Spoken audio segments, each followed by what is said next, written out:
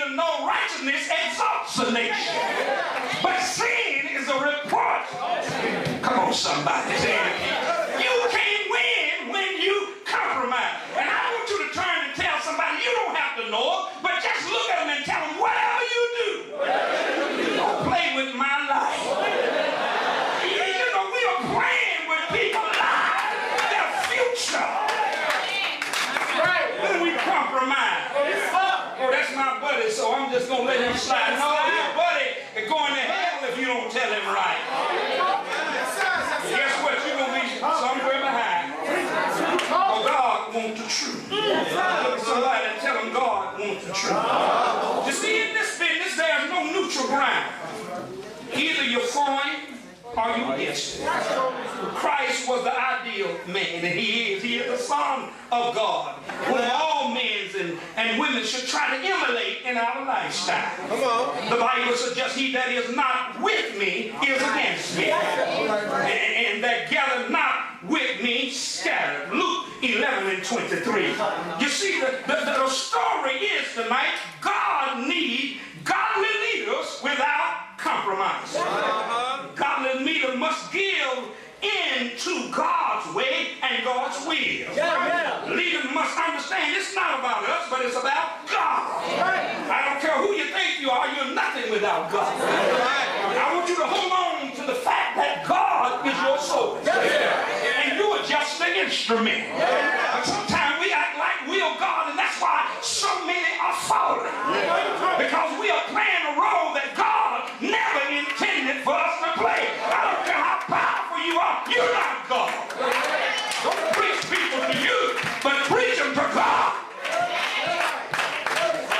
Oh, this is dangerous. God's leader says, I'm not going to give into the pressure. I'm going to be strong enough to stand whatever God permits to come my way.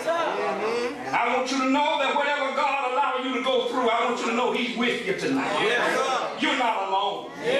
But God is more for you than the whole world is against you. You see, people that compromise, they lack the moral restraint to stand up for Jesus. We're considered to be weak, naive, and will go along with anything. We're afraid that if we stand up for right, we'll lose our church, we'll lose our position, we'll lose our status, we'll lose our popularity. But I got news for you. If you don't stand up for something, you will lose what you think is yours. And don't let anybody get so close to you that you can't tell them the truth. People will try to play with you. Do I have anybody in this house? You know, you got to understand, we're a group of people that we know how to put on. We know how to smile like a foreigner. But don't cross you. See, when you compromise, you can't cross people. When you compromise, if you cross them, they'll get mad with you. They'll stop speaking to you. I'm like this. I'd rather you just tell me you don't like me if you don't like me. You're playing with me. Do I have anybody in this house like it? Believe like I believe. If you can't stand me, just don't act like you love me.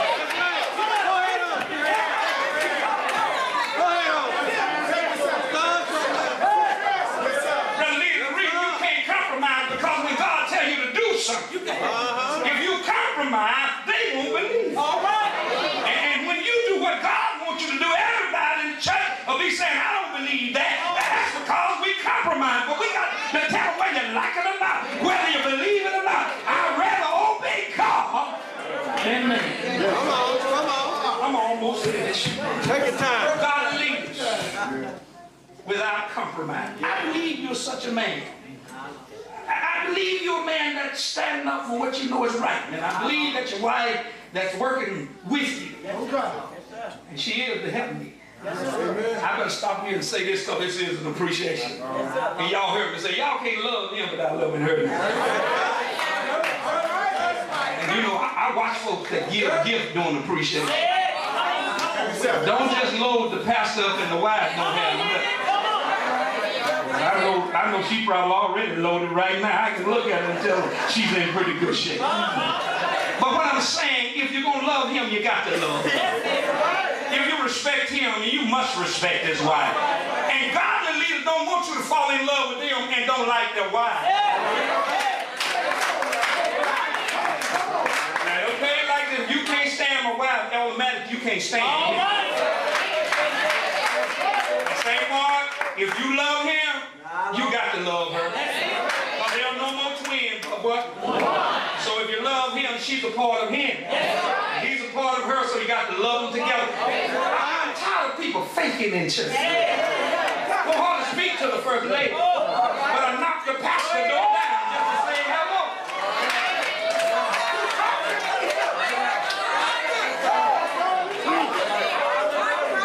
I'm glad to be here. Walk in and say, how you doing, pastor? Come out of the sanctuary. And the first lady sit there and won't even speak to her. Walk all over her toes and almost step over. Word it, pastor, you need to stop yourself, sit yourself down, and learn how to love both your leaders. Oh, somebody don't like it tonight. I believe he got me here for a reason. Go ahead, tell it. Yes, sir. And we're trying to lead in the church. I'm talking about sometimes the pastor set up leaders in the church, and you think God done gave you a vision. You don't have no vision. All right. I tell when people don't like that, that Holy Ghost kick in. They've been sitting still all night. When you say something they don't like, that's not God. God will lead them know that there's only one leader in the house, one vision, and everybody else fall under.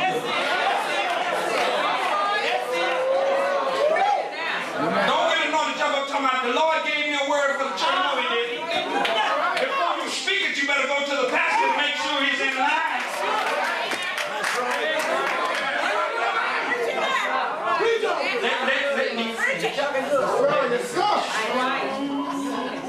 Compromise is not the way to face situations at difficult times. We must stand up for what we know is right. We're going to conquer the world. We must do what Romans 12 and 1 and 2 said. I beseech you, therefore, brethren, by the mercy of God, that you present your bodies a living sacrifice, wholly acceptable unto God, which is your reasonable service. And be not conformed to this world, but be ye transformed by the renewing of your mind, that ye may prove what is that good and acceptable and perfect will unto God. That's right. Godly leaders without compromise must listen to God. We must present ourselves to God. And we must do what God has told us to do. In my closing, Daniel here talks about 3 men who had been taken into captivity with him.